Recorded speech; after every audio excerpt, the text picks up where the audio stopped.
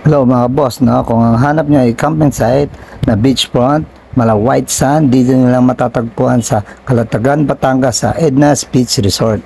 Tara! So 5 AM bumiyahe na kami papunta ng Calatagan, Batangas. So dito nga pala kami nag-meet up sa Shell Tenjicita. So sina Jordan Tenters nga ang kasama natin mga boss. So pagdating ng Cavite, hindi inaasahan pangyayari, nahuli nga tayo mga boss. Pero nakiusap tayo ng maayos kaya si Manong Enforcer ay pinagbigyan tayo. So ayun, ang una nga pala namin stopover mga boss ay paglagpas lang ng Tagaytay. So diyan kami nag-stopover at unang kain namin. Pagkatapos noon, dumiretso na kami papuntang Calatagan, Batangas. At dito nga mga boss, tinry pa nga ni paring Jordan ang aking motor kung gaano kalakas, pero hindi siya nagwagi. Nakikita mo naman sa video, iwan na iwan siya mga boss. So doon nakarating na kami sa Calatagan, Batangas. Nadaanan nga pala namin itong Manuel. Uy, grabe oh. Tignan nyo sa dami haba ng pila ba naman, mahal na araw ba naman ito. Paglagpas lang ng konti, Edna's Beach Resort ng mga boss. Dito nga pala kami nag-check it. At ang bayad namin dito, ito, ipopost ko na lang sa screen.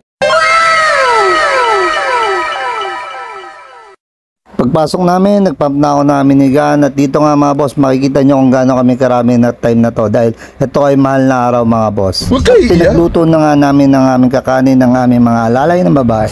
At dyan, nakikita nyo sila yung nagluluto na. At low tide nga ngayon ang dagat sa aming pagdating. Yan, Boss Aljoy.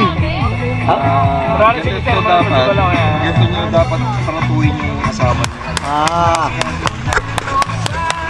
Ayan, huwag kayong katulad dito.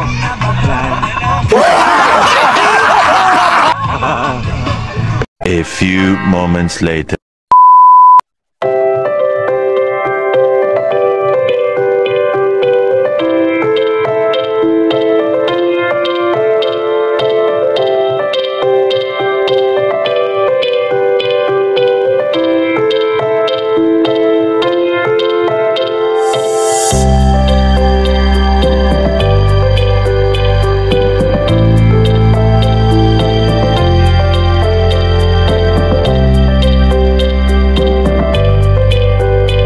Meron nga palang nagtitinda dito ng sea urchin mga boss. Tinry nga namin, 20 pesos lang ang benta nila dito. Sabay poverty porn star with sad music na rin.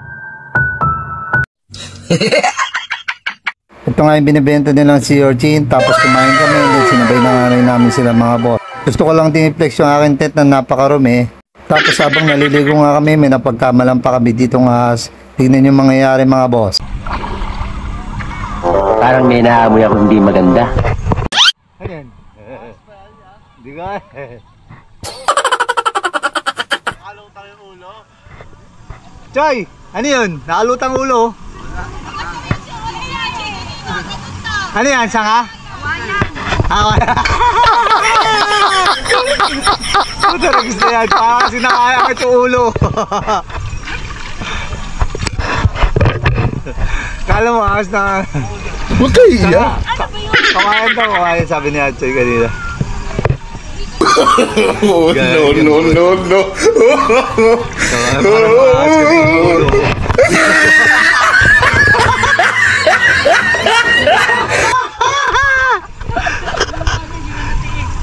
After na kasi yan, uwian na nga. So bago kami umuwi mga boss, dinaanan muna namin yung Calatagan para makapagpa-picture kami dito.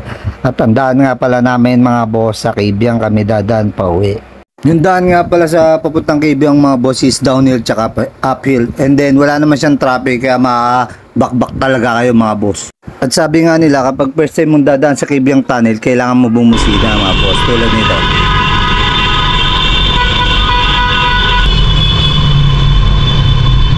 At hanggang dito na nga lang mga boss. Maraming salamat sa mga nanood. Nasayang ko na naman mga oras nyo.